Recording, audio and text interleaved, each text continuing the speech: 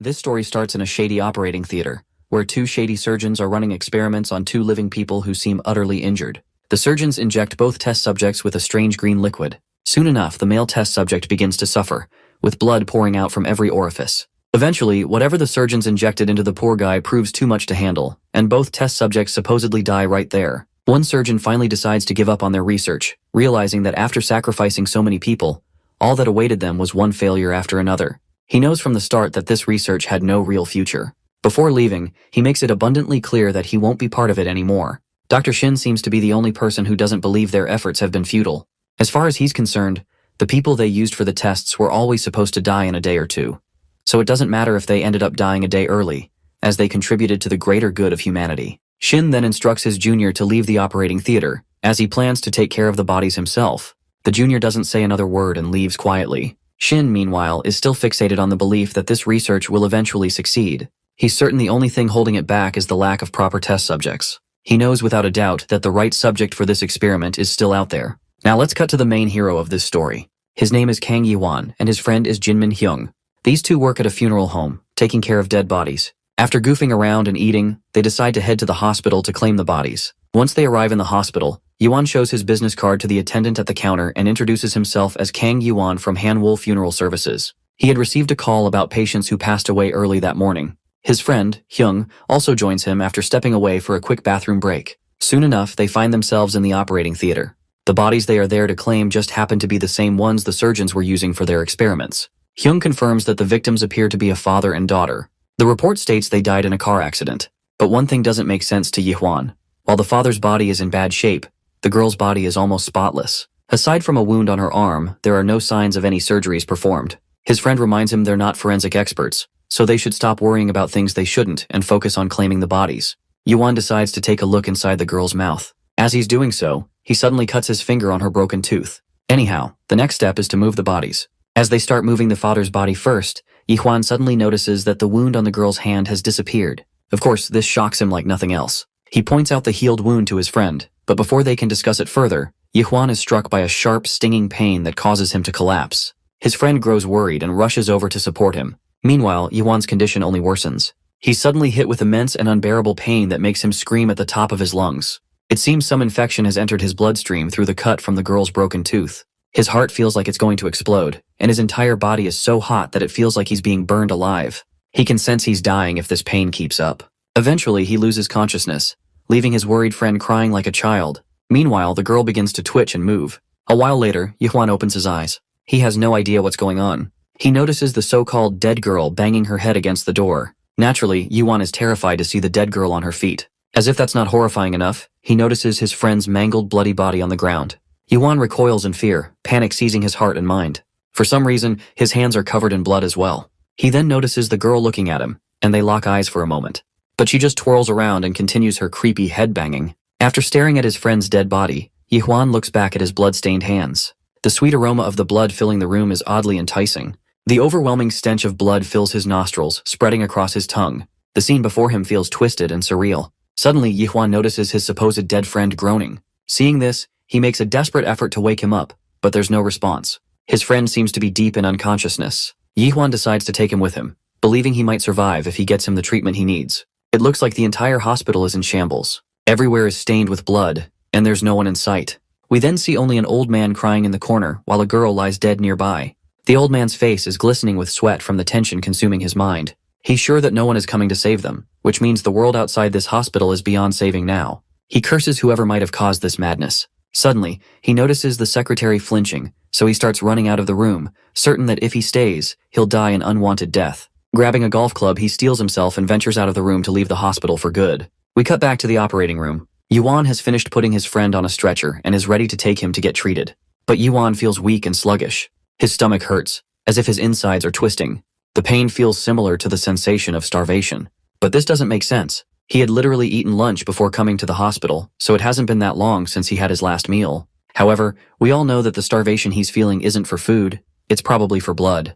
Regardless, he steels himself and starts pushing his friend's stretcher. As he opens the door and steps outside, he comes across the scared old man holding a golf club. The old man is a blessing for Yi-hwan. He quickly shouts for help, asking the doctor to treat his injured friend. Just then, that head-banging zombie girl zips past Yiwan and runs straight toward the old man like a hungry and bloodthirsty monster. As the old man recoils in fear, more zombies emerge from another room and begin feasting on him. Yiwan can do nothing but tremble as he stands there, witnessing this horrific scene. His friend, whom he was trying to rescue, stands up on his own feet. He walks toward the other zombies who are happily devouring the old man. When he reaches them, he sits down and sinks his teeth into the old man's head, joining the gruesome, macabre feast.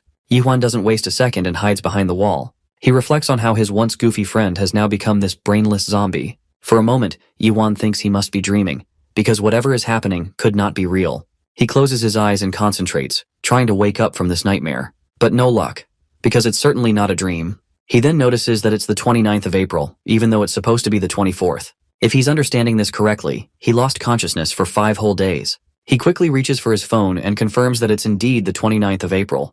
His phone is filled with missed calls and unread text messages from his sister, Nuna. In the messages, she expresses concern about his well-being and pleads with him not to go outside, begging him to stay alive. Soon enough, his phone dies. While Yihuan has no idea what's going on, that's not an excuse for him to sit there and do nothing. If he wants to save Nuna and Minhee, he has to leave the hospital at all costs. In some random convenience store, we see a girl crying in a quiet corner of the store. The area outside is infested with mindless zombies, hungry for blood, so all she can do is pray for a savior to come. We cut back to Yihuan, who sprints down the hospital corridor and then the stairs. As he's descending, he locks eyes with that head-banging zombie girl. But eventually, he descends down and gets out of the hospital building. He's exhausted, and the hunger is finally overwhelming him. While he doesn't have time to stop and eat, he can't help it, because after being knocked out for several days, it's natural he's feeling hungry. He's so hungry that he might collapse, so he decides to find food first. As he scans the area, he spots a convenience store and without a second thought, enters the abandoned store. He starts devouring burgers and soda like there's no tomorrow. After finishing his meal, he finally feels satisfied. But then, he notices something strange about himself. It's odd that he didn't even stop to consider whether the food he was eating was spoiled. Furthermore, he usually hated convenience store food, so it's unusual for him to be eating it. His eyes suddenly fill with tears as he remembers his friend, who has now turned into a literal zombie. He recalls how his friend had always been curious about the existence of zombies, but now the poor guy has become one himself. As Yuan is drowning in sorrow over the loss of his friend, he suddenly notices commotion coming from a nearby storage room. He cautiously approaches the room and enters carefully. Inside, he sees the very girl we've seen in previous cuts. She cries out loudly, thinking a zombie is creeping up on her. Totally overwhelmed with fear and panic, she finally dares to look back, only to find Yihuan forcing a smile on his face as he offers to help. Meanwhile, a zombie outside is making its way toward the convenience store. Inside, Yihuan gathers some edible items and offers them to the hungry girl, who devours the food like there's no tomorrow. Seeing how fast she's eating, Yihuan suggests she slow down, warning that she might upset her stomach.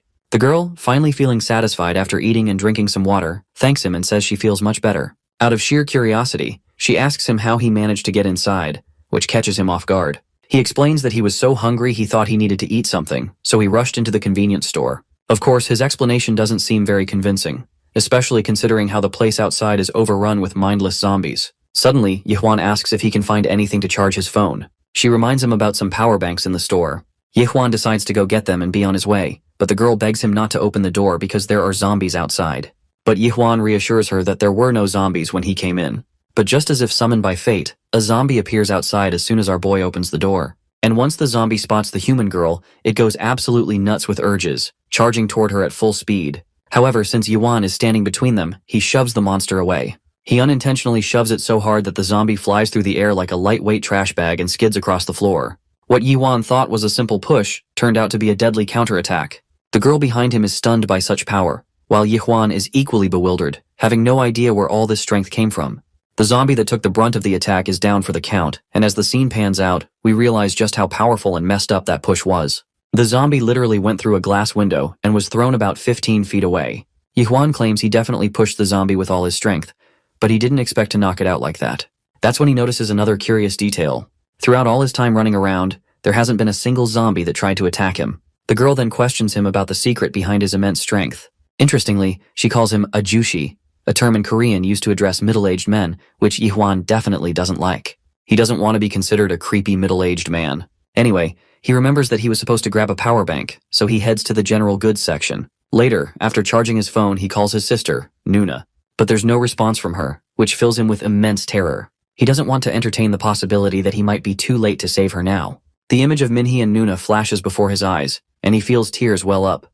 but he suddenly snaps out of these gloomy thoughts as he can't be sure of anything yet. It's possible that her phone just died and that she's hiding somewhere, waiting for help to arrive. So once again, he steels himself and decides to venture outside to find them. But before he can leave, he needs to figure out something with the girl in the convenience store. He asks her if she has a phone. She says yes, but it's dead. Yuhwan promptly offers her a power bank and suggests she call her parents. A while later, she manages to connect with her mother, and tears fill her eyes as she speaks. She quickly reassures her mother about her well-being and current whereabouts. Her mother, relieved, is happy to know she's alive. The daughter also makes sure to attribute her well-being to the efforts of this ajushi who helped her. Once again, Yuhwan is annoyed at being considered a creepy middle-aged man. Since he's only 28 years old, it feels unfair to be called that. Suddenly, the girl's mother warns her not to come back home, and with that, her mother hangs up on her, leaving the poor, concerned daughter in tears and sorrow. After the call, the girl continues to cry and sob uncontrollably. Seeing how desperate and helpless she looks, Yuhwan decides to help her. He suggests that she tag along with him, and he will help her get home. Suddenly, their attention is caught by the commotion outside. It looks like more and more zombies have gathered inside the store. Seeing this, the girl starts to cower even more, realizing that they have no chance of escaping. Yuhwan acknowledges that they won't be able to get out unless he takes care of the nuisance outside. He rummages through the store's supplies and creates a temporary weapon to defend and attack. Before leaving the storeroom, he sternly instructs her not to open the door under any circumstances and assures her he will be back soon. With that, he heads out, leaving the girl pleading with him not to go. But he shuts the door in her face and goes to confront the zombies outside. After taking down the menace, Yuhwan returns and reassures her that everything is taken care of. Seeing him stand there confidently causes the girl's face to light up with immense astonishment. Just to be sure, she asks if he's okay. He affirms that he is. While he wasn't sure before, after fighting off those zombies, he's pretty damn confident that he's in good shape. Most importantly, he points out that the zombies don't seem to attack him to devour him. Later, Yuhwan goes into a garment shop and picks out some clothes for himself. After changing into fresh clothes, he finally leaves the store. As if luck is on his side, he spots a heavy bike parked on the other side of the road. The beauty of the bike seems to be staring back at him, almost as if it's inviting Yuhwan to ride. Later, when we return to the convenience store, we find the girl also changing into the clothes he brought her. Yuhwan apologizes to her, saying that he didn't know much about women's clothing, so he picked out whatever he thought might work. Since there aren't many zombies around, he decides to gather some food supplies before they leave. As they move through the shelves, Yuhwan finds a baseball bat and takes it for himself.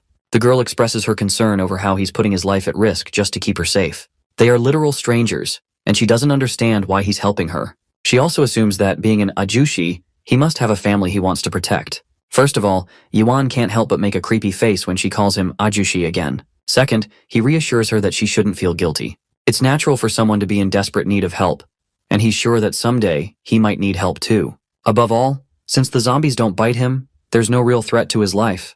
The moon is shining brightly, casting a calm light over the zombies that roam carelessly beneath it.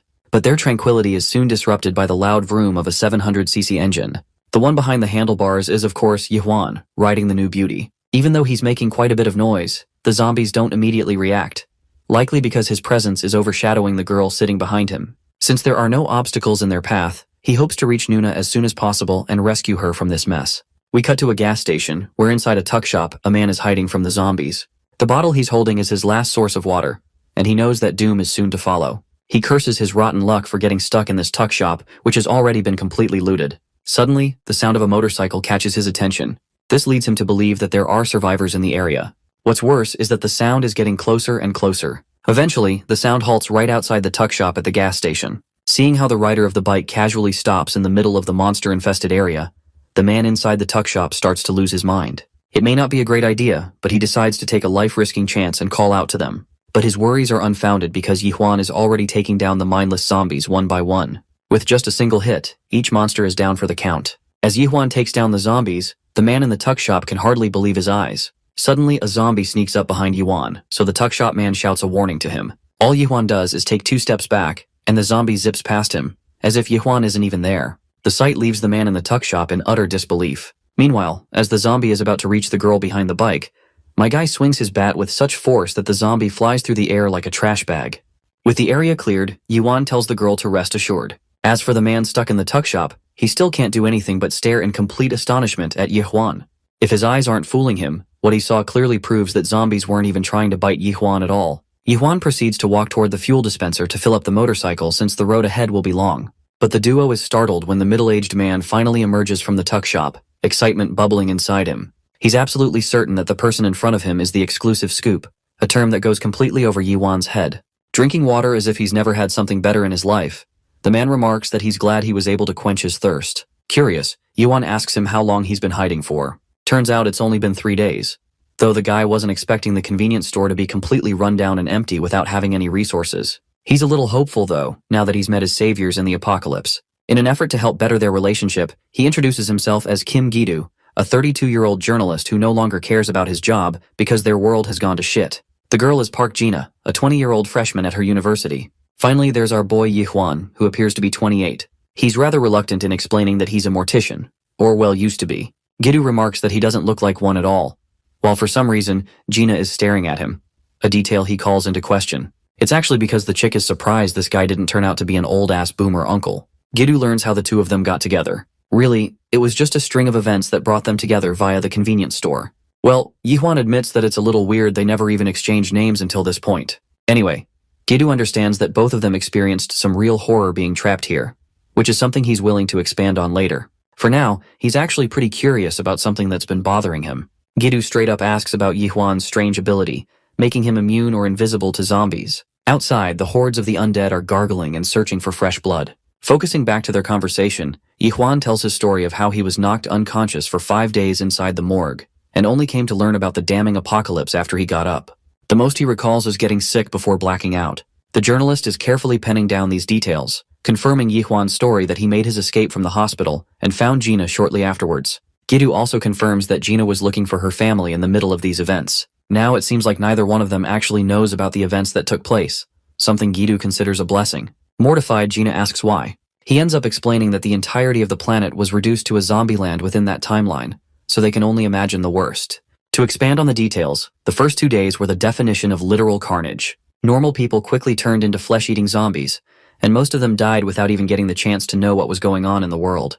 The really horrifying part is that they were hunted by their closest loved ones, not knowing what had gotten into their dear companions. With the way he's describing the details, Jina is out here weeping with her tear-filled eyes. The journalist apologizes for being too graphic in his details and emphasizes that Gina's family must be okay because of the confirmation of the call. He assures her that they'll meet again, a fact that Jina confirms, though her words are filled with doubt. Deciding to interject in the discussion, Yi-hwan is curious about the journalist's story. Of course, even Gi-do shares that being a journalist means very little to him right now. He was actually working on a case to find the cause of this apocalypse, and taking that risk led him to being stranded as he ran out of gas and ended up stuck. Invested in knowing the truth about the zombie apocalypse, Yi-hwan inquires about his findings. The journalist argues that it's not that important, and his attention is thwarted to a more pertinent matter.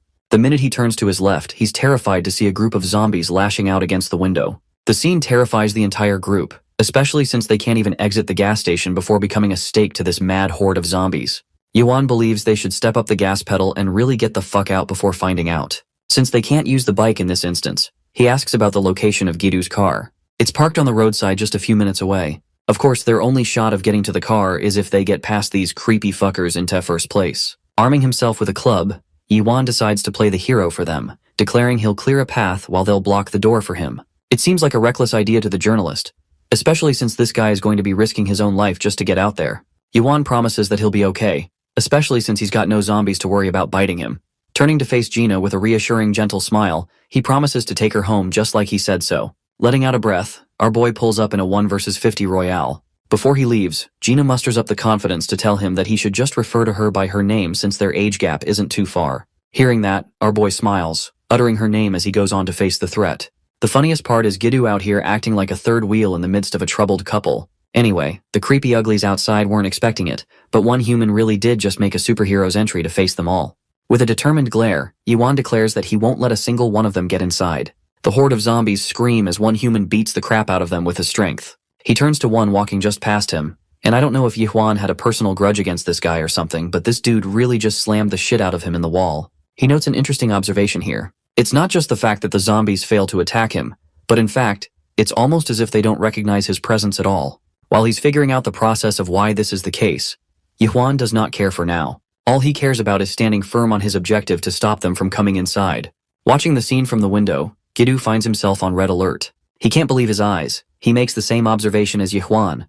But then there's also his terrifying strength increase that he's acquired out of nowhere. The way he's just destroying zombies by slamming them around exhausts quite a bit of his stamina, causing him to become hungry. Even though he recently had a meal, the feeling is similar to not having eaten for days. It's just like last time, making his body weak and in need of resources. Bashing the zombies left and right, Yuan concludes that he would probably feel a lot better after wiping the horde and consuming a meal. Meanwhile, the sight of Gina struck with incomprehensible terror causes Yuan to drop to his knees. It confuses Gidu and worries Gina, because this guy is basically sitting breathless amongst the horde of the undead passing by. He doesn't know what happened just now, or why he could only think of Gina at that moment. Here's the jaw-dropping kicker. Yuan is actually experiencing a severe temptation to eat a human. He's no different than the zombies in that regard, which actually kind of makes sense why they don't recognize his presence. Anyway, Gina is really worried and wants to help him, but Gidu sensibly tells her that it's reckless to do that. While they're arguing, Yuan reclaims his stance and continues mowing down the horde of the undead,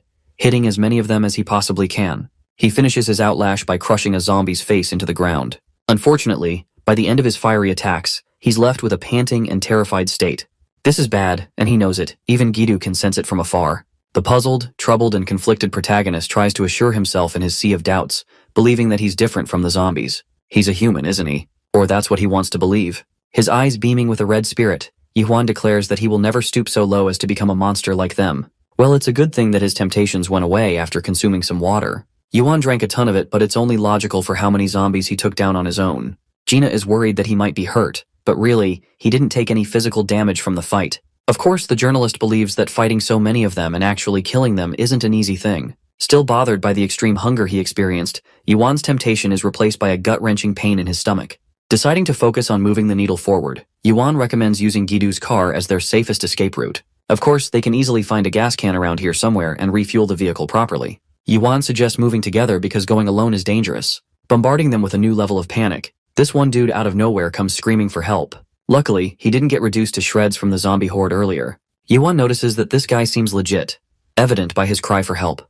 The thing is, his friend is actually grievously injured and at the risk of death. But this situation is kind of tricky, as you wouldn't always just trust someone in the middle of an apocalypse. Yuan calculates his options, while Gidu recommends they stay sharp on their toes because these guys could still be harmful. Gina argues against this idea, believing they should still help others in need. In any case, Yuan agrees with her approach, no matter how naive. Gidu gives up and agrees to do it if they're okay with it. So Gina opens the lock and welcomes these punks inside, who are just so grateful they took a chance on them. But unbeknownst to them, these guys truly are a bunch of scumbags and they just got a free ticket inside. Gina hands them some water to revitalize themselves and asks about an update regarding their situation. Of course, Gidu is immediately skeptical and asks if their friend was bitten by a zombie. In response, the chubbier fellow panics and shows them there aren't any visible wounds. Another one of them believes that their friend should have turned into a zombie by now if that was the case. Anyway, the journalist is still doubtful and asks about their strategy to survive.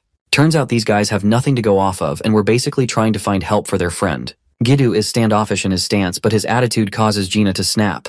She thinks he should focus on helping these guys while they're in danger, especially since it's only thanks to Yuan's consideration that they're alive. The guy who is sweating like bullets thanks them for their generosity. Gidu admits that perhaps he was too harsh in his approach, while Yuan turns to him and asks if the car is an SUV. This means that all 5 of them can travel without any trouble. But of course, Yuan has different plans because he wants to look for a motorcycle on his own. This is because he wants to lead the group by scouting for safer locations ahead of time.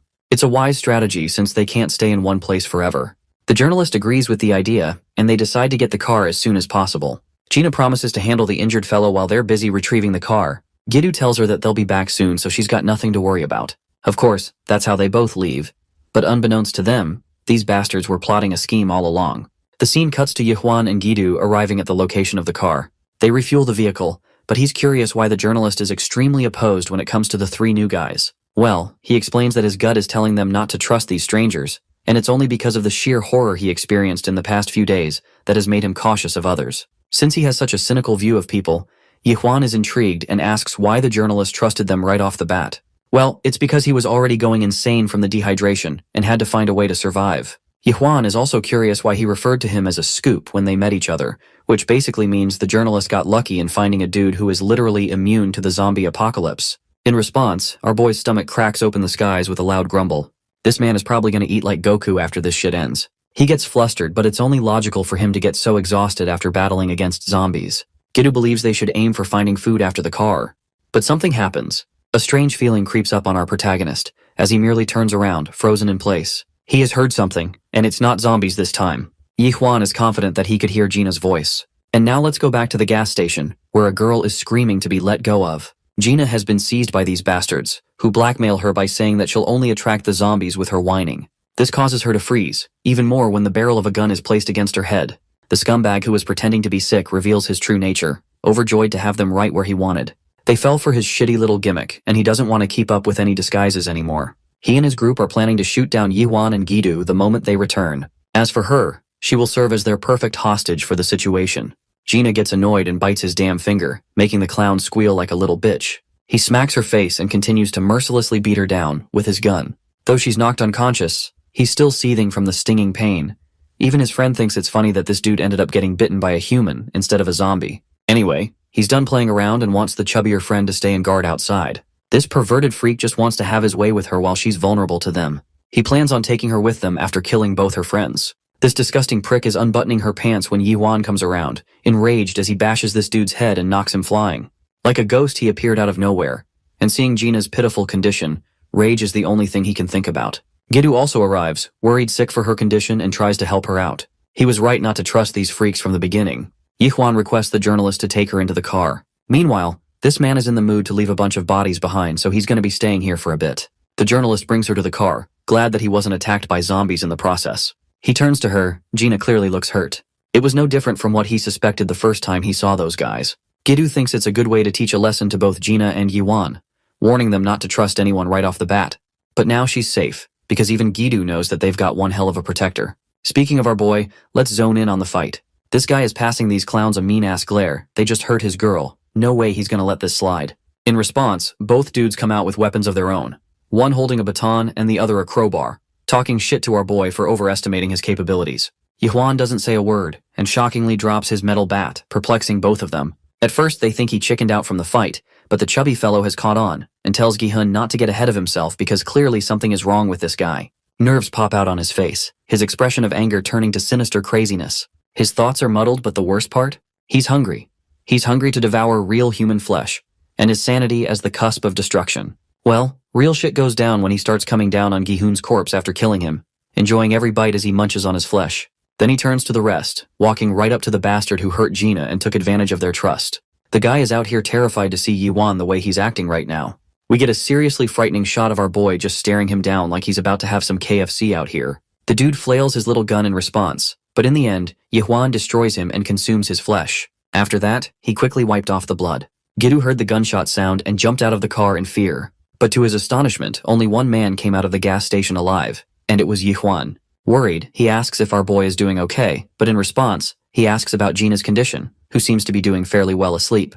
It's reassuring for him to hear that, but Gidu is wondering why he changed his clothes. Yi Huan hands him the gun he retrieved from the clowns. It's a great thing to have in this damn apocalypse, so the journalist is happy. Also, he's more than willing to trust Gidu's intuition from now on, showing that he's adapting to his mistakes, unlike a fudge ton of protagonists and their naive optimism. Worried, the journalist asks if he's really okay or if something happened. Pretending to be normal, Yi Huan shoots him a smile, masking his feelings and pain as he checks on the bike. It's finally time for them to get the hell out of here after all.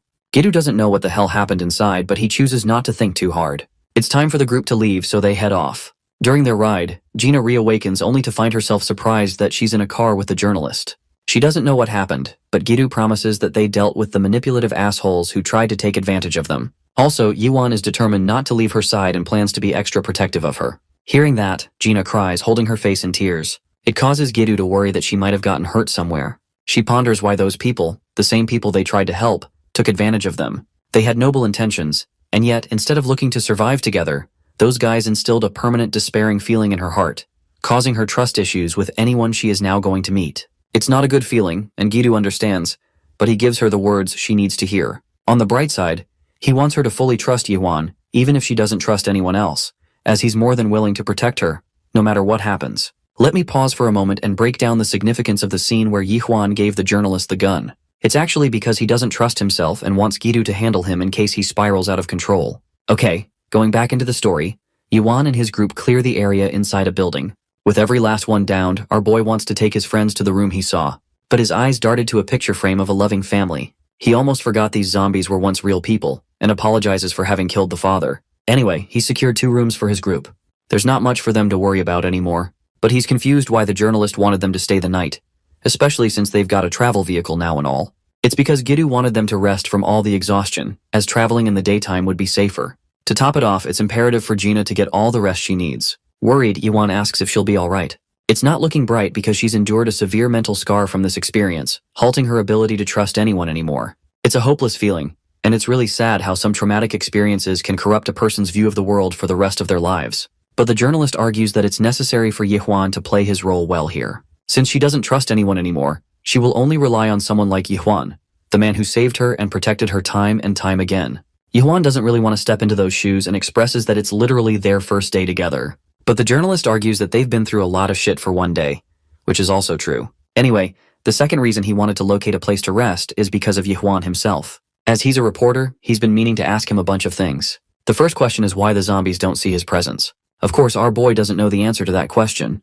but he strongly believes that they don't recognize him at all. The journalist enters a contemplative state, wondering what kind of explanation could help describe the cause. Since it's their first day together, they don't know much, but Gidu wants him to keep him updated in case Yuan discovers something new about his condition. The next question is whether or not our boy has dabbled in sports or martial arts before. The question comes across strange to Yuan, who denies any such thing, because that's the one thing that really surprised the journalist. His monstrous strength, as he was casually picking up zombies and slamming them into walls and pavements like they were nothing. The journalist declares that it's almost as if he isn't even human, a phrase that makes Yuan coil into fear. Gidu understands that even Yuan is clueless about his condition. To disengage from the serious topic, the journalist apologizes for asking so much out of the guy right after he saved their lives. Also, Yuan's quest to find his sister is still up in the air. He wants to check their home to see how she's doing, since his sister is located in Yangyang, and that place is pretty far away from here.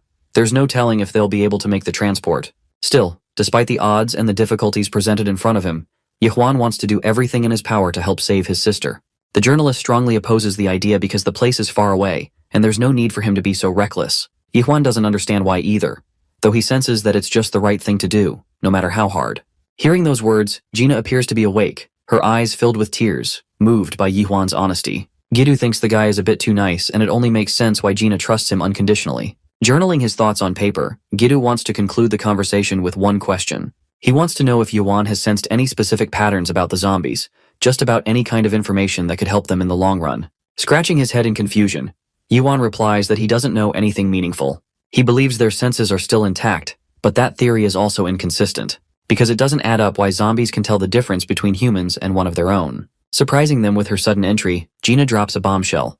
The zombies are actually attracted to exposed skin, as per the words of her manager, who hid in the storage room before being attacked.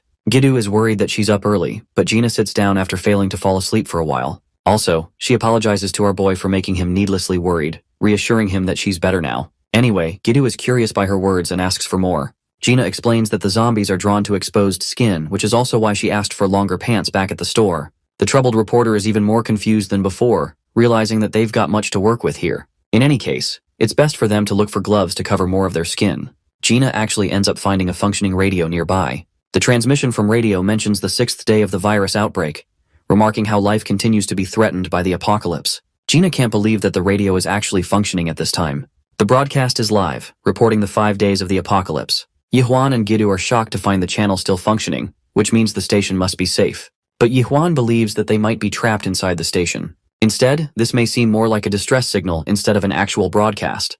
Well, Gina knows the station is nearby, so Gidu recommends they leave it in the hands of Yuan, who should make the ultimate call. After all, he's the only one among them capable of navigating inside the station. Still, Yuan strongly believes that finding Gina's parents is more of a priority, and he's fine with reconsidering their options after that. Seeing him stand up for her so many times, Gina feels relieved. The journalist is okay with that thought and suggests they all take some rest. In the next scene, we get a dream sequence where our boy is bolting away from the zombies in fear. They're slowly getting to him, and in the end, all he can do is brace himself for the pain to come. Yuan snaps out of it and sees Jinmin's body appear before his eyes. It's clearly shocking because he's not supposed to be alive. It makes him wonder if the whole zombie apocalypse thing was a dream to begin with. But then, Bro's life turns to shit as a horde of zombies savor on a human's flesh, giving him more nightmares to think about. Jinmin invites his buddy to go along and eat with them, as he's supposed to like human flesh. And his face looks like something out of a horror movie. Imagine your best buddy covered in blood like that and inviting you to eat human flesh. Scary, right? Yuan finally awakens, his breath panting and his eyes full of horror. Daylight hits the edge of his bed, and peace eventually sets in. His hands still tremble from the experience, as he collects his thoughts, reinforcing himself once more that he'll never turn out to be like the zombies. The scene cuts to a different location, where a couple is resting on their bed, having freshly run out of food to eat. Instead of worrying about their own health, they're even more worried about their daughter Gina. They're hoping she was rescued by a reliable person. The poor mother just wants to see her daughter a second time, and they embrace their demise as there's nothing they can do. Suddenly, Gina's father is drawn to a sound that wakes him up.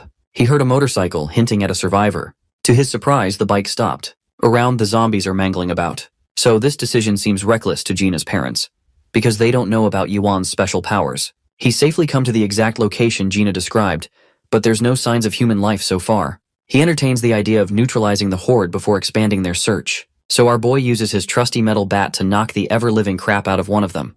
The scene leaves Gina's parents at a loss for words. They are seeing one dude just destroy zombies without any trouble. It makes them wonder what kind of person he is.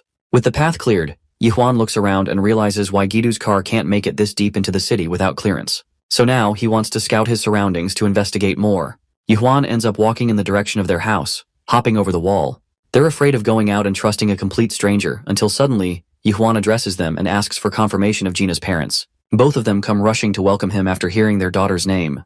They're so caught up that it startles even Yuan for a second. Fast forwarding to Gina finally getting a chance to embrace her parents, the family goes for a happy reunion. Seeing them get back together, Yuan's face lights up, relieved that he was able to fulfill his promise. Unfortunately, Gidu has to remind them to do this inside as it's still unsafe out here. Gina's father grabs his hand, thanking them dearly for taking care of their daughter. Of course, the journalist doesn't want to take any credit and tells them it was all Yuan's doing. They head inside, at last, Gina's parents explaining how they were lucky and how they managed to create multiple blockades against the zombies to ensure their survival. Unfortunately, being trapped inside expired their resources and they did everything to search for their daughter. Luckily, they have her back now, so they're extremely grateful to the two men that helped her. But Gidu explains that it's all thanks to Yuan, who has been taking care of things for them. Yuan learns that they didn't step foot outside for 6 days. The power went out, but thankfully water was working fine, and that's how they survived. Well, there wasn't any food left to eat, so they were practically starving to death at this rate.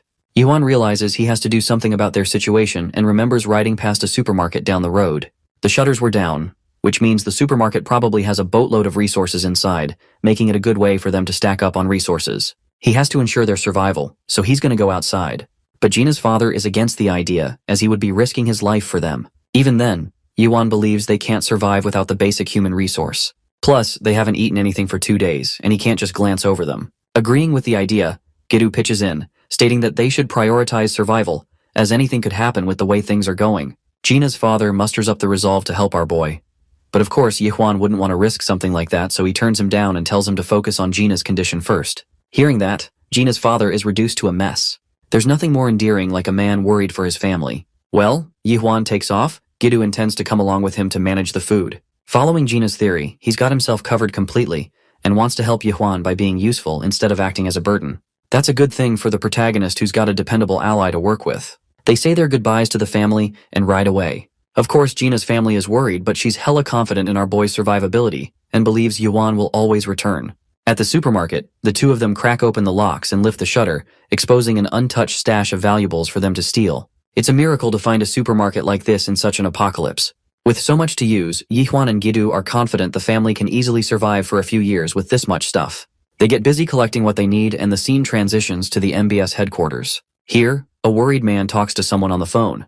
Unfortunately, he's stuck handling the daily broadcast and has to follow strict instructions. Suddenly, he hears a sudden message from the other side, telling him about important information. When the call ends, the guy is left questioning the purpose behind the messages being broadcasted. Among his jotted thoughts, he has recently come to know of a bike rider whose identity is unknown to him. Yuan and Gidu acquired what they needed the most. Also, they use this chance as an opportunity to grab a bunch of medicines from the pharmacy as well. All of a sudden, the journalist is feeling the crushing weight of stealing from stores. Still, it's too late for them to be worrying about meaningless things like that when the world is destroyed. Since looting the store is going to take a bit, Yuan is on guard duty, especially since medicines need to be carefully checked before being taken. The MBS headquarters is just up ahead, and Yuan is busy staring at it. He recalls the broadcast was from the same radio, which means Gina was correct about it being close by. Gidu thinks it would be unwise to worry about the broadcast at this time, especially since they have to take care of Gina's family first and focus on finding his sister. Gidu tells him to just give it up for now and focus on more pertinent matters. Though reluctant, Yuan understands that he has to find his sister as soon as possible, especially since she's stopped responding to his messages. Fast-forwarding back to Gina's family, they share an excellent meal, revitalizing themselves after being completely drained for 2 days. The family is so grateful that he's done so much for them. All of this should last the four of them a minimum of 6 months. Unfortunately, he won't be staying since he has to go find his sister. Gina's family is worried, and her mother asks about his sister's location. Whoa, did I just drop a Five Nights at Freddy's reference? Anyway, bro's sister lives really far away, so it's not going to be easy. Yuan understands that, but he has to save his one and only family he has left. Hearing that, Gina sits in silence, understanding his pain. Though he has one more request. After saving his sister, our boy wants to bring her back to Gina's family, which makes her feel flustered. Yuan strongly believes that this is the safest place among all, and it's not like his sister has important connections of her own to worry about in these times. Since the zombies can't bite him, he'll be of great use to them anyway. He just wants to make sure Gina is safe, and he's willing to do anything for that. That's why he promises to return with his sister and help them out even more. Of course, Gina's family can't even decline a request like this, but they do have one strong objection. Gina's father is out here having a temper tantrum because bro thinks our boy wants to steal his daughter. Even the mom catches on, but she's more supportive than anything. Can't believe they're thinking about grandkids when they're in the middle of a damn apocalypse. At night, they have to manage their way with candles. There's no power after all. Yuan learns that Gina's parents are fast asleep. They continue on their nightly talks, Gidu calculating his thoughts. He wonders how much food they'll have to take to get to Yangyang for 2 people. Hearing that, Yuan remarks in confusion, especially when the journalist admits that he's coming along to help our boy. It seems like a ridiculous idea to abandon a safe location like this. But Gidu understands the risks. It's just that he's always been part of a risky job. He's just dying to know more about Yuan, and that's why he's sticking to him like a persistent bug. Bro's gonna use him to make a name for himself, but it really makes me laugh because it's not like anyone's gonna be caring about fame in a zombie apocalypse, right? Gidu reminds him of Yuan's own words, who boldly said that he'd trust the journalist's words from now on. Promising not to be a burden, the journalist assures him that they'll be fine. Also, since he's traveled a lot as a journalist, he knows all the ways to handle safe navigation. Yuan is okay with that, so Gina gives them one last thing to go along their journey. It's actually the radio that she picked up from the building. It's going to be useful in learning about new information around the area, even though Gidu is a bit skeptical on that front. Yuan is startled when the radio suddenly pops open a new transmission. The transmission talks about the confirmed reports of multiple witnesses from around the area. The center of attention is a man who is immune to the undead, someone famously dubbed as the Motorcycle Man. As the broadcast sinks in, Gidu quickly catches on that the radio is probably talking about our boy. The reporter further continues about this mysterious motorcycle man, who was first sighted in Incheon. Then, Buchan, Gangxio, and Huagok all say this guy is heading straight for the heart of Seoul. That's the man who doesn't get hit by the infected.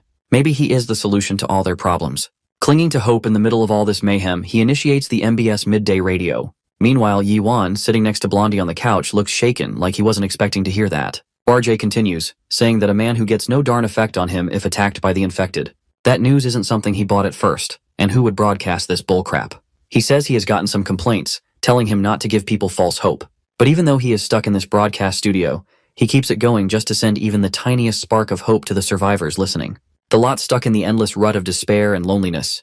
He wants to let them know that giving up isn't an option. He has faith that hope will never die, and that salvation will come to pass. That's MBS Radio's Produce, coming live, Sun Jinchul. The trio listening to Jinchul looks straight up stunned by all this. Meanwhile, Jinchul throws on a track to lighten the mood. A soothing song for troubled hearts, worn out from all the despair. With that, RJ hits play, letting the song flow to countless souls stuck in the depths of despair. Leaning back like a dead weight, RJ looks completely drained. Even after preaching hope on the radio, he doesn't seem to believe in it himself. With a worrisome fact, he has no clue how much longer he can keep up this life. Back at the house, the trio just sits there, totally speechless. No one has even said a word in minutes. Then, Gidu breaks the silence, confirming if the RJ called himself Sun Jinchul, the PD from MBS. Yuan tends to ask if Gidu knows the guy. Reaching for his pocket, Gidu mumbles under his breath upon having Jinchul's number somewhere. He finally finds it. So, he definitely met the guy at the Radio Current Affairs department. What's wild, though, is that he is starting to think Jinchul might be running the whole station solo. Aside from that, Yuan checks with Gidu to see if the radio place is still taking reports for the broadcast. Gidu is sure they are still doing it, no doubt. After taking it all in, Yuan finally speaks up, ready to claim that he is the motorcycle guy. This big confession drop of this guy blows their minds. No doubt he straight up admits that the truth is, zombies don't bite him. But he still has no clue why. Despite everything, Yuan, having a long face, didn't want to give people false hope. He feels like he doesn't deserve to pull this stunt. However, Gidu tries to understand his side of the view, but he suggests the guy try taking caution at something that could endanger his life, especially when he is living in a world where trusting anyone is the act of a fool. In Gidu's view, if this guy exposed his identity, he is definitely screwed. But Yihwan feels like stuff like that doesn't really matter now. Flashing a grin, he straight up says that exposing his identity isn't a big deal, especially in a world like this. Still, he tells them to take a chill pill, swearing that he will be as careful as possible so there won't be anything to worry about. Sighing aloud, Gidu gives away the green flag finally, letting Yuan do his thing. Afterwards, Gidu decides to hook Yuan up with that broadcast guy. After all, he is somewhat tight with the PD personally. Moreover, he is sure that the PF will only buy his story if he vouches for him. For that, Yuan is really grateful to Gidu for his non-stop support till now. Ringing the call to the MBS Sun Jinchul, Gidu claims to be Kim Gidu, asking if he is in the middle of the broadcast. Jinchul can't believe his ears upon hearing the voice of journalist Kim Gidu. Feeling relieved, he goes ahead and asks if Gidu is in a safe spot right now. Gidu admits to being in a safe situation. Brushing it off, he gets to the real thing. That's when he confesses to keeping intel that needs reporting.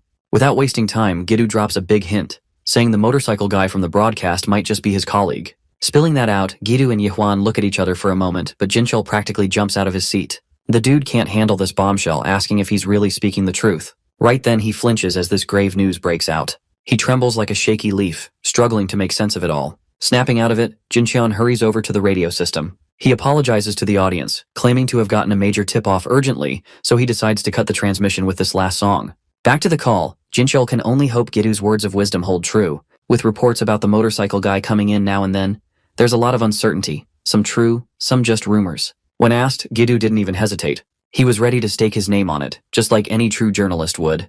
That takes Jinchul by surprise, whose eyes pop out of his socket in shock. Taking a look back, Gidu, fighting through the crowd, calls back to the Humpty Dumpty-looking chairman.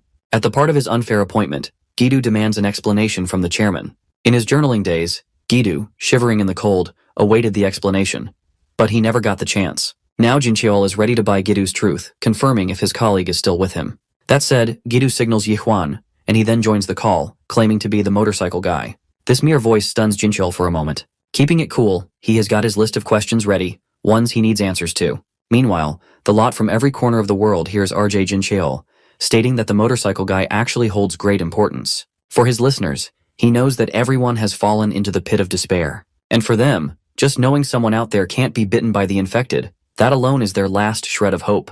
Without further ado, Sun Jinchul asks Yihwan if it's all true, and that's when he verbally confesses to being immune to the infected. However, the reason is still unknown. Furthermore, he goes on to say that the infected don't seem to notice him at all. They don't get aggressive and barely react to his voice like he is not even here. Jinchul notes it all down. After a sudden pause, Yuan says he still isn't the kind of hope Jinchul is looking for. Yeah, he's helped some people with this ability, but he's got his own limits too. That's that. Jincheol decides to pass only the verifying intel, even if Gidu has vouched for him. Moreover, he demands to see any evidence proving his immunity to the infected. Yuan asks Jincheol if the area around MBS is swarming with the infected. That sends chills down Jincheol's spine.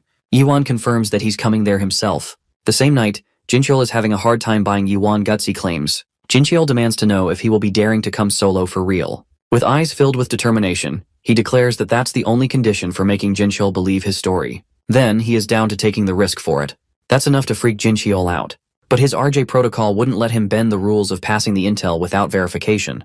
Thus, he is expecting Yihwan to come by MBS, as it wouldn't trouble him if the infected doesn't give a damn about him. Then, he drops his current whereabouts, residing inside MBS, broadcasting station on the 8th floor, second studio from the end of the right hallway. Jincheol warns this hi-fi immunity claimer that his station is practically overrun by the infected mafia.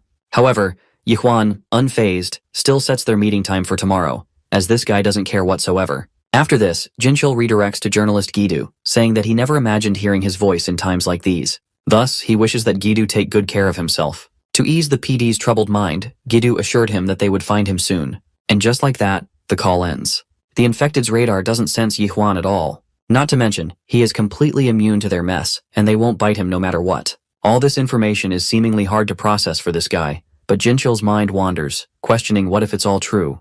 Letting it all sink in, Jincheol realizes Yihwan isn't just hope, but he might be salvation itself. The next day, Yihwan's prep is all set, telling Gidu that outside is wide open, clear as day, and not a single zombie near his car. Gearing up, Gidu is pretty much ready for this heist. Right then, Ajina's mother comes down to hand over Yihwan some homemade rice balls.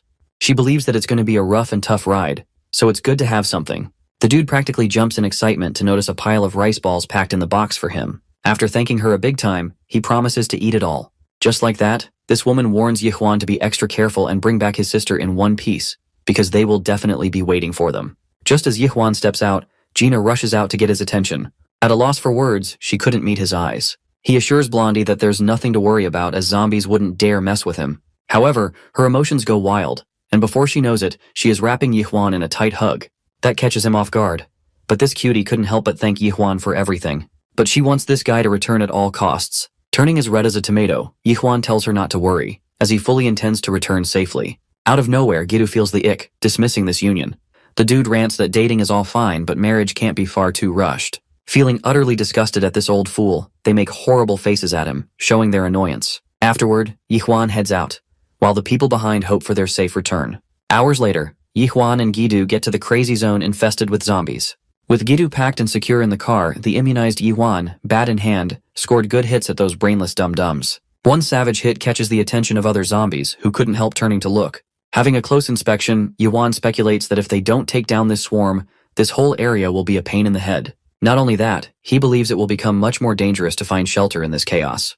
Gidu understands where he is coming from and tends to let Yihwan handle this one. Although Yihwan, taking a sigh, knows that it ain't an easy task, but he doesn't have any choice left. Gripping his bat, this big shot warns the brainless army that he gotta pass through by all means. Inside, Sun Jinchul is close to passing out due to extreme weakness. Dumped in the corner, Jinchul feels like his body is giving out. Whatever strength is left of him, he thinks to have reached his limit. Any more of this, and he is done with this life. Nothing to drink or to eat. His supplies have run out long ago, so he resorts to waiting for his death. By the looks of his health, today's broadcast doesn't seem like a possibility now. Still, he feels even worse for not leaving a farewell message in yesterday's broadcast, if only he knew things would sink this low. Even more so, Jinchul anticipated this much to happen like this. But he would have one lasting regret. He still desires to confirm the truth behind the motorcycle man. Feeling dizzy, like he's one step from the stairway to heaven, Jinchul thinks it's a damn shame to go out without satisfying his curiosity. All of a sudden, Jinchul's phone flashes a ring that catches his attention. As it turns out, that's his fellow journalist, Kim Gidu. Without missing a beat, he grabs his phone to answer quickly. Thus, the speaker blows a concerned voice, and Gidu demands to know if Jinchul is still doing okay. And just like that, Gidu finally gets an answer, as Jinchul confirms to be doing fine for now. Sighing in relief, Gidu lets him know to hang in there, as they are surely not so late. This hint spikes his curiosity, and also passes a chill down his spine. Seeding bullets like crazy, he straight up questions Gidu, asking his current whereabouts. Without further ado, Gidu calmly lets him know that they successfully arrived at the MBS building. Suddenly, Jinchul's soul probably jumps out of his skin, having a hard time buying this all. He can't believe those fools actually made it to the MBS building. Even then, he warns the idiots that the entrance is infested with zombies, making it impossible to let anyone pass through. To ease his mind, Gidu initiates a video call routine with Jinchul. Just as Gidu gets him on FaceTime, Jinchul's mind gets blown away to witness the atrocious acts of motorcycle guy yanking the zombies away. He takes notice of the infected getting slammed away, crushed by a bat, only to carve a path straight to the entrance. That man alone is being a total menace to wipe them out. Gidu explains that if he stepped outside, he would be 1 second from death. But in the case of Yuan, the guy is built differently. Sun Jinchul bears witness to seeing Motorcycle Man true to his words. He sees the first guy who isn't a zombie's preferred menu. No bite from the brainless rot makes him the face of hope. After wiping them out, Yuan's head zones out, with endless thoughts. This all occupies his head, haunted by the trauma of butchering countless people. After a momentary pause, he gives away the green flag for Gidu, saying that it's safe to step out now. And then, Gidu comes out believing that it's all for real. So he stands by his wise words to set the record straight. He states that the broadcasting station would remain a hellhole if someone like Yuan didn't take a step to disinfect it. Only he got the chance to enter the MBS building.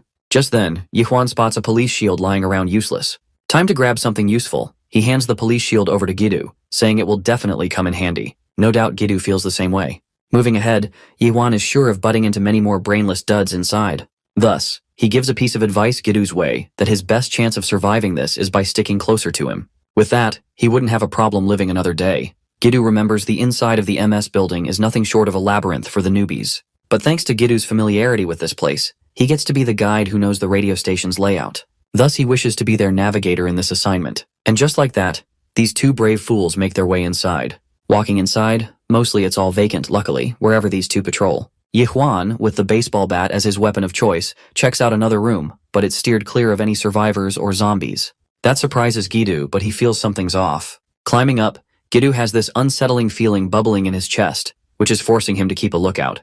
Head turn every other second. The dude mutters that this kind of silence just doesn't feel right. Then, he tends to ask Yuan if everyone just bolted when the incident went down. At first, Yuan's mind races countless thoughts to cook a reason for it. However, he ends up coming up with a question instead.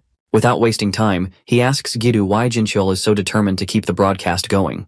Although he gets the idea that regardless of his situation, that all must be really tough for him. But even then, why must he keep the broadcast going? Giving it a thought, Gidu probably thinks it's his sense of responsibility as an informant. After all his years of working at broadcasting station, he kept providing all kinds of info. Even at these dire times, Gidu believes that Jinchul wishes to keep doing what's in his power, like a sense of duty to mankind. Yuan thinks the work Gidu and Jinchul do as journalists are seriously impressive, which catches Gidu off guard.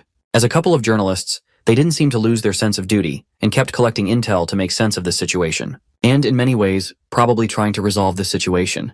Besides that, Yuan feels like there's nothing he can really do as a mortician, which makes him feel kind of pathetic. Just then Gidu hits him with the shield, which almost pops his eyeballs out. He asks Gidu what's the fuss, but Gidu claims this hit on Gina's name. He believes that Gina would have done the same thing if he saw Yuan's loser self resurfacing. Without a doubt, Gidu comes up with a question, asking Yuan who is the person that can comfortably exist without so much care in this world. Cutting to the chase, Gidu spits out fairly that Yuan has a million chances to look for his way out, and he can set his mind to do anything. Even then, he bluntly chose to rescue Gina, himself, and their family. Now Gidu flashes his point that Yuan is going out of his way to save PD Jinchul too. That's something only Yuan has the power to do, but the real reason behind it is something entirely else. That said, Gidu insists it's a choice he made because it's the right thing to do. Furthermore, this world reeks of people with malice, not just survival. And the guys who messed with Gina at the gas station quite make an example. But even in this messed up world, Yuan steps in to help purely out of pure goodwill. What's so pathetic about that? And Gidu guarantees that no one else in the world has stepped up to do what Yuan has done so far. That does the trick, and Yuan thanks Gidu for this thumbs up. Reaching the 8th floor, these two goofballs are ready for the showdown. Carefully sneaking in, they enter the silenced corridor that luckily runs vacant too. At the left end of the hallway, the second door, they finally reach the entrance of Studio 6. Gidu plans to call Jinchul, oblivious to what's about to hit them. In mere seconds, a hungry freak infected leaps into action to get a good bite of Gidu. Turning his head, Gidu freaks out, as his soul jumps out of his skin in pure terror. Just in time, Yuan yanks Gidu out of the way, and the lad gets sent flying like a missile. But to their darn luck, that zombie bites the wrong guy. Panic sets in, Gidu screams, worried sick for Yuan who has fallen for the zombie's bite. Right then, he lands a savage blow to knock the zombie out of the way. At his wit's end, the lad can't believe he got bitten by the infected. Gidu is practically losing his mind. At this moment, Yuan has no clue what's about to happen next, wondering if he is about to change as well. He tends to ask Gidu if he is still keeping that gun with him. Gidu's chill levels plummeted faster, and he was drenched in sweat, unable to make sense of these dire circumstances. Yuan hopes that he is still carrying one. Gidu went from 0 to existential dread pretty fast. The dude took business days to process what Yuan was implying. Sweating bullets, he demands to know what Yuan has in mind. However, Yuan is in a rush to get this over with, bursting into Studio 6. Inside, he found the same zombie he knocked down moments before trembling. Seeing this horrific sight, he refuses to fall to this degree and be like them. Thus, he decided to do his best until he lost his mind. Meanwhile, the woman, practically shivering like a shaky leaf, snaps out of the zombie fever, begging Yuan to stop. Now that wasn't in the cards. Yuan's eyes widened in shock to see a zombie shifting back to his human mode. Yuan stands face to face with this anomaly, while Gidu watches it all go down from outside the room. Bawling her eyes out, she begs Yuan to save her. She pleads for a chance to prove her innocence, insisting she hasn't done anything. Totally thrown off, Gidu wonders if she is actually infected or not. However, Yuan can't ignore the truth that she jumped at him to attack and bite him. If she isn't infected, then why did she bite his hand? Along with momentary silence, the room fills with the woman's sobs. That's when Yuan decides to get her out of this risky place and take her to the studio first. The sight sent a jolt of terror through Gidu's mind, practically paralyzing this dude out of fear as Yuan decided to take the biter with them. He reasons with Scaredy Cat that she isn't infected, so they can't let her rot here. He makes up his mind to think it over after reaching a much safer place. In the middle of processing this foolish idea, Gidu notices Yuan's bitten hand and finds something odd. As it turns out, the wound healed in a matter of seconds. This shocking revelation hits him like a ton of bricks. On the other hand, Jinchul, probably lifeless or drawing on his last reserves, lies in the corner in wait of his rescuers. He's pretty sure he hears something nearby, making him wonder what's going on. That's when Gidu's call alert catches him off guard, so he picks right up, asking if they are all right. Gidu rightfully confirms Jinchul's location to be Studio 6. Without further ado, Gidu requests Jinchul to open the door, as he is at the entrance. Completely thrown off, he tends to question if Gidu is actually there and whether the area around him is safe. Gidu nods, giving a quick yes, saying there aren't any infected around. Getting down to opening the door, Gidu looks behind at Yihwan comforting the former infected. Jinchul and the former zombie dig into Gina's homemade rice balls like they haven't eaten in 3 days. Meanwhile, Gidu pays his respects to Jinchul for keeping up the broadcast for a whole week by himself. Witnessing the crazy hunger pangs, Yihwan tells the lads to calm down, as there is enough for them. Jinchul mentions finding some food here, luckily, so he is all full for now. He figures that compared to the woman who went a full week starving, he's still in a much better spot. Eating like a maniac and gulping down water at a much faster pace, she finally takes a good long breath. And just then, she thanks her heroes for saving her life. She has no clue how to pay them back. Yihwan brushes it off, and Gidu confirms her name to be Choi Sujin. When asked, Sujin admits to working at the department store. Turns out Sujin was heading to MD for a broadcasting sponsorship when everything suddenly went haywire in the hallway. Out of nowhere, screams filled the station, coming at her from every direction. Sensing something was off, she did her best to run. But luck wasn't on her side. She stumbled right into a horde of zombies. They tore into her, dragging her into darkness. Now, as she recalls it, tears well up in her eyes. Letting her calm down, they slip into a 2-minute silence routine. Breaking the silence, Jinchul questions what's the first thing Sujin remembers after that. Thinking back, she says she heard 2 voices, which instantly stuns Yihwan and Gidu. Mild at first, she states that it grew gradually, followed by the taste of blood. Panic sets in, as Sujin bets that it felt strangely strong. Looking back, the memory is still so vivid in her mind.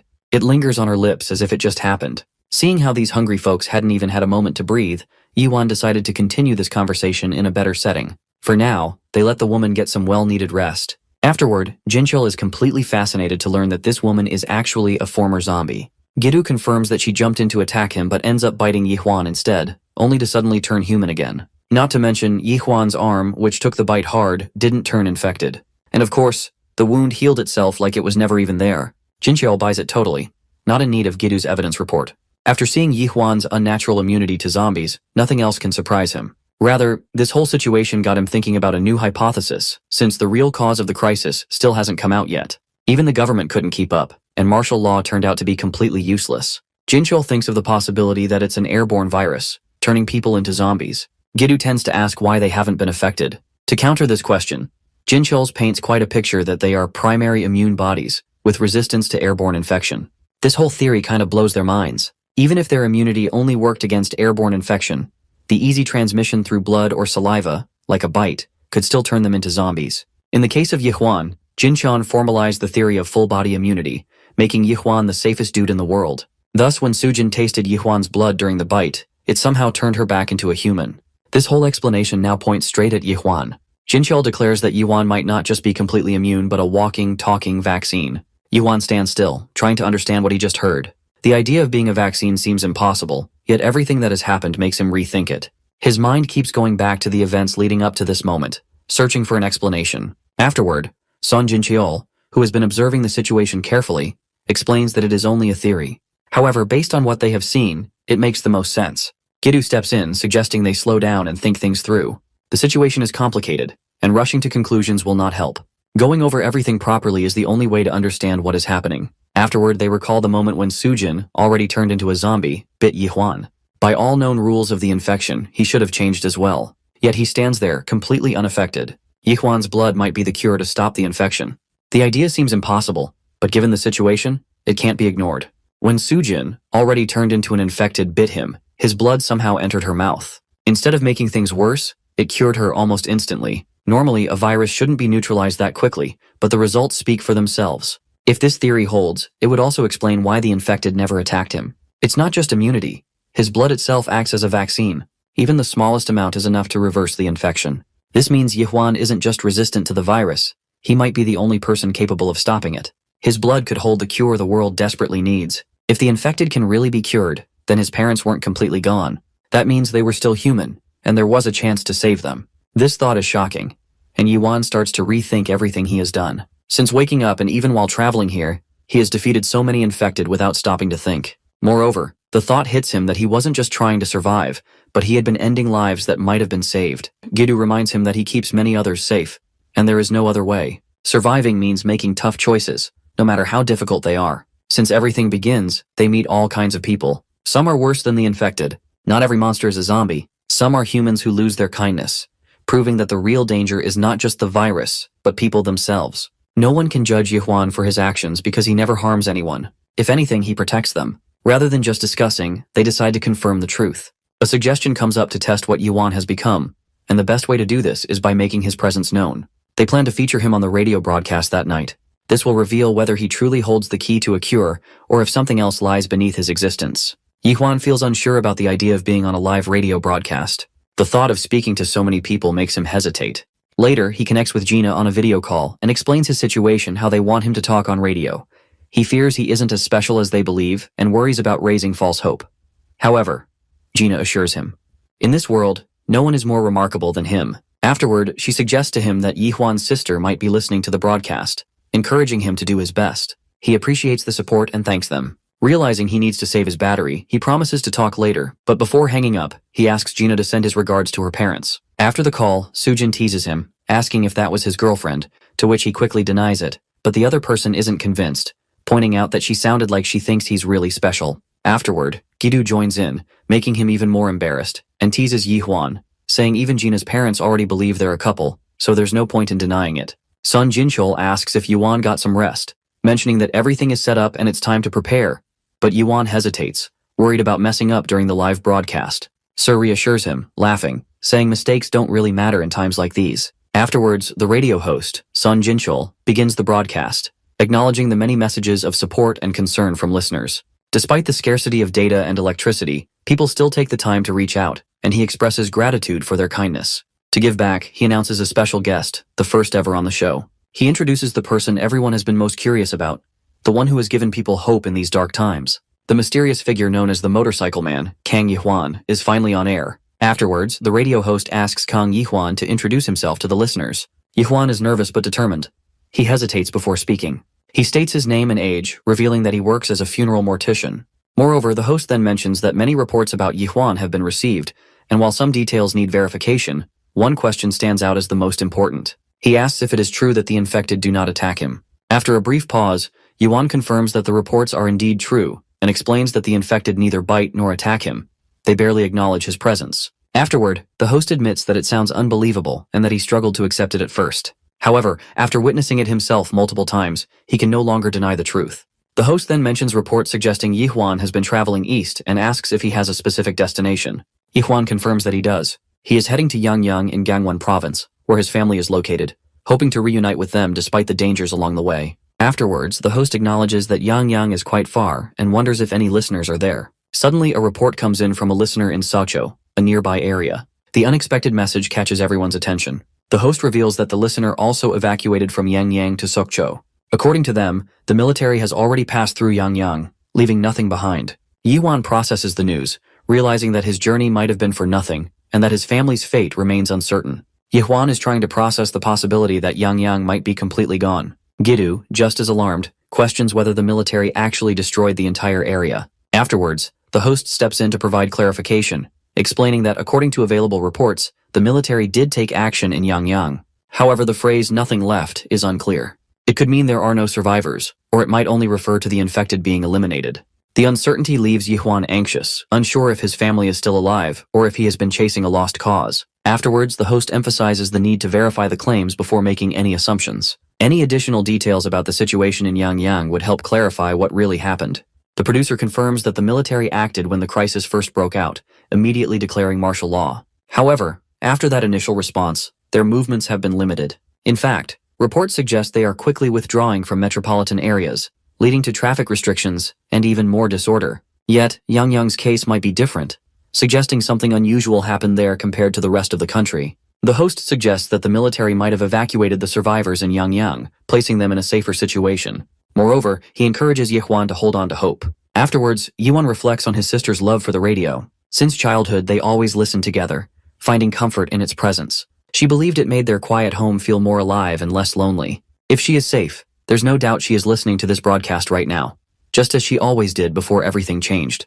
Yuan remains determined, stating that no matter what has happened to Yangyang, it doesn't change his goal, and he is going there to find his sister. Moreover, if she is listening to the broadcast, he wants her to stay strong and hold on a little longer, and promises that he will come for her, no matter what.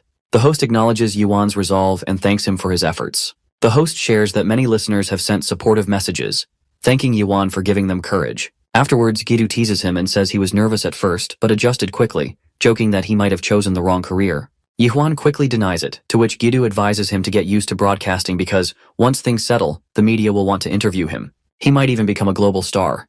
Afterwards, the lady hesitates before asking a question, but the host encourages her to speak. She wonders why he didn't mention her cure during the broadcast, believing it could have given listeners hope. The host admits he left it out for Yuan's sake. If people knew his blood could heal the infected, they might just see him as a hero or a savior. While that sounds ideal, things might not be so simple because the weight of such a thing could bring unexpected consequences, ones Yuan might not be ready to face. Moreover, the host explains that if the truth about Yuan's blood spreads, he might not be seen as just a hero, but as a resource. Under the guise of helping humanity, he could end up as nothing more than a test subject. Another person agrees, acknowledging the possibility and urging Yuan to keep it a secret. With the current situation, trusting the military or the government isn't an option.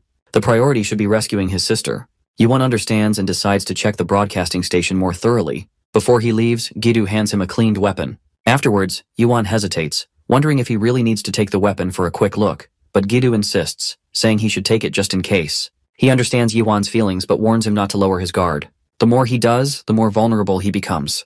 Right now, he has every right to be selfish until he saves his sister. Yuan takes the advice to heart and thanks him before heading out, determined to continue his search. Gidu is surprised by the statement because he explains that Yuan is kind but lacks strong determination. At just 28, he still has many challenges ahead. While his kindness is a strength, it can also be a weakness in a world like this. Moreover, a gentle heart can break long before the body does. That's why Gidu's presence is so important. Every time Yuan starts to lose hope, Gidu is the one who helps him keep going. Afterwards, the host agrees that Yuan only grows stronger because of the support around him. Without help, reaching Yang would be impossible, to which Gidu doesn't hesitate to say that he will assist Yuan, not just because he is an important story, but also because he once helped him. Sujin nearby hesitates before speaking. Gidu confirms that he is traveling with Yuan, to which the lady expresses her interest in joining. Gidu wasn't expecting this request and feels surprised by the sudden decision. Afterwards, Gidu hesitates for a moment before addressing Sujin's request. Traveling together isn't a simple decision, and he wonders if she has any personal connection to Yang. To which Sujin explains that she was shocked when she heard about Yang's situation on the radio. The military unit that moved through the area isn't just any group to her. Her father is the commander of the 4th Armored Brigade stationed there. Before proceeding further into the story, let's take a glimpse into our boy's past. There, we see an elderly woman who goes by the name Elle.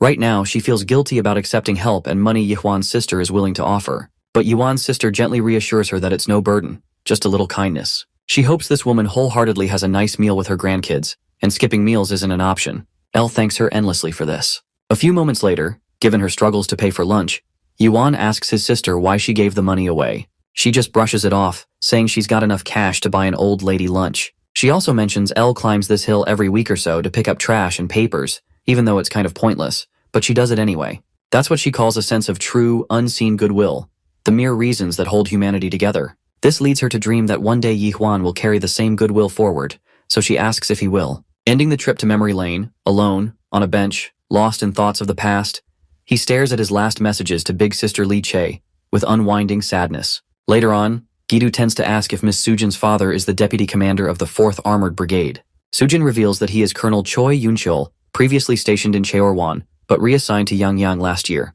Also, her family moved to Yangyang, but she stayed in Seoul for work. Gidu considers that her whole world flipped upside down in just a week with no prior notice. Plus, he thinks this woman feels a sense of safety with Yuan and probably desires to come along with them. Just then, his mind did a U-turn. Colonel Choi Youngcheol, the name's quite familiar, and he served in Cheorwan until last year. Something clicks in his mind. Meanwhile, Jinchul thinks about letting Sujin tag along, which isn't so bad. Considering the military taking control over Yangyang, he believes that it's likely to be the 4th Armored Brigade unit. And that unit is definitely gatekeeping that area, no civilians allowed. But in Ms. Sujin's case, this civilian has direct links to the executive family of the deputy commander, which makes it a whole different story. Not only that, Jinchul concludes that there isn't any safe place but the military base in moments like these. Even knowing their path to Yangyang isn't a piece of cake. It requires immense planning to get past the pack of the infected. It could take longer than expected. However, the option to leave still sounds better than staying behind and doing nothing. Sujin breaks the silence, expressing her desire to reunite with her family. Thus, they decide to discuss the matters further once Yuan returns. Moving on, Yuan hears out Sujin's case, asking if she is coming with them. He doesn't have any problem with her tagging along, knowing her family is in Yangyang. Gidu hit Yihwan with a reality check, telling the dude that they weren't going to Yangyang for vacation. Gulping down rice balls, Yihwan knows the risks are real, but in times like these, family comes first, no doubt. Also, he casually mentions traveling to Yangyang because of his sister. That's something Sujin finds relatable, hoping not to be a burden for them further along. So they ask Jinchul what's next. He says now that he's got some hope, he's gonna keep broadcasting from here. With that in mind, he asks them if they can share any info they pick up on the way to Yangyang. Furthermore, Jinchul mentions getting reports from all over the country, but intel on military bases is rare. Plus, barely anyone is making long-distance trips like they are. Jinchul points out that places like Seoul and the metro area are basically shut down. He figures if the military or government is still up and running, they've probably shifted their bases out to the provinces. That's why Jinchul thinks broadcasting their journey to Yangyang as a live documentary would mean a lot to his surviving listeners. He hopes Yihwan can rescue his sister and reunite with her. Meanwhile, he plans to stay put and do his part. Yihwan gives him a small smile, promising to return for him. Afterward, Guido restocks Jinchul's food supply for at least a month. Jinchul worries it's risky to give away their supplies before heading to Yangyang, but Guido reassures him they'll hit a supermarket to restock. Plus, Yihwan confirms the 8th floor is clear of zombies, so they're not trapped anymore. Jinchul thanks Yihwan for saving him in more ways than one. He dreams of the day they can broadcast together again, and the next time with his sister too. Putting their hands together in a huddle, they wish each other good luck before parting ways. After that, Jinchul watches the trio walk away, leaving him with nothing but hope. Once our boy and his friends are out, he fires up his motorbike, leading the way as Gidu and Sujin settle into the car. With engines roaring, they hit the road at full speed, Gidu keeping close behind, following Yihwan's lead. He vows to bring Li Che back this time. With the door jammed by the pile of junk, Li Che's daughter sleeps peacefully. She softly tells her to hang in there a bit longer, telling her that Uncle Yihwan is coming to get them soon. Meanwhile, our trio's journey hits a snag when they find the highway completely jam-packed with the wreckage of abandoned cars. Even if they try, they can't even squeeze the bike through all the junk blocking their way. Gidu had already expected that their journey to Yangyang wouldn't be a walk in the park, but he hadn't accounted for this much shit. As far as he's concerned, they might have to take a much longer detour than he initially thought. Sujin takes a look at the map in her hand and suggests taking Route 86. She's confident they won't encounter this level of wreckage there. Gidu finds her idea doable, so he quickly updates Yihwan about the national road they're about to take. But it seems like Yihwan's mind is already occupied with troubling thoughts. The sight of a family lying dead in front of him makes his heart sink, but he shakes off the feeling and responds to his friend. A while later, they arrive at Namyangju Station. There, they encounter a few zombies, which the trio easily takes down with their combined efforts. Afterward, they sit back to prepare some food. Just like that, night falls, and they take shelter in their car. Yihwan stares at his phone. He's already sent countless texts to his sister, but there's still no response. Morning arrives, and the path they were following leads to a dead end. There are plenty of roads they could take, but finding one that actually leads to Yangyang is a whole different problem. Filtering out a safer route is even trickier. Eventually, they decide to take a short break here before moving on. The place is pretty secluded and peaceful, so it shouldn't be too risky. After all, they've been exhausting themselves trying to figure out the safest route. A little breather to recharge is well-deserved. Sujin takes this opportunity to head into the thick woods to do her business. As she disappears into the greenery, Gidu isn't sure if she should be roaming around like this. Then again, they can't exactly follow her either. All they can do is hope she stays safe since the direction she took only leads to an abandoned mountain. Still, it can't be easy for a woman to keep up with them, especially since they've been rushing ahead without rest or time to regroup. She must be exhausted trying to make sure she's not slowing them down. It looks like she's indeed drained from being the only woman tagging along with the boys. But at the end of the day, she can't complain since she was the one who insisted on coming along. If only he could ask Yihwan to stand guard while she does her thing, but that's not an option. Her worst fear comes true when a guy, fully equipped from head to toe, suddenly stands behind her, barrel pointed right at her. Her scream echoes through the forest, so loud that Gidu and Yihwan immediately go on high alert. Yihwan doesn't hesitate for even a second and bolts like a flash toward the source of that distressing scream. As he shouts her name expecting her to respond, he stumbles upon the same soldier-looking guy who has Sujin terrified. The dude demands that Yihwan drop his weapon. Since there's no room for risks, our boy drops his bat without a second thought. The soldier then questions Yihwan about his identity and the reason for their presence here. Yihwan, on the other hand, is also trying to figure out who this guy is. It's obvious he's a survivor, but something feels off. Where did he even get that gun? He doesn't seem like a legit military guy. Not wanting to risk Sujin's life, Yihwan simply raises his hands in the air and tells the guy that she's his partner. The only reason he's here is that he followed her scream. The fake soldier then demands to know why Yihwan and his friend are in the mountains, since there's absolutely nothing out here. Yihwan, deciding to be honest, explains their mission, which is to reach Yangyang and find his family. But he and his friends got lost. Unintentionally, they ended up wandering around all day and stopped here to take a breather. Not to mention, the place looked harmless, so they had no reason to move on without getting some proper rest. Finally, the fake soldier lowers his gun and apologizes for causing a panic. He acknowledges that it was rude of him to act that way. He had sensed movement in an empty mountain and mistook them for infected. He then helps the distressed Sujin get back on her feet. At last, he pulls off his helmet and introduces himself, Jang Tae-hun. As a gesture of goodwill, he apologizes once again for scaring them. Yihwan, in turn, returns the polite gesture by introducing himself. It looks like Gidu has also arrived in the area, as they can clearly hear him calling Yihwan out. Hearing another person approach, Jang Tae-hun immediately asks how many of them there are. Yihwan flashes 3 fingers in response. Jang Tae-hun then suddenly invites them to come with him, seeing how exhausted they are. The place he's currently staying at isn't exactly comfortable, but it's still better than sleeping outside. If nothing else, there are plenty of extra rooms to accommodate everyone.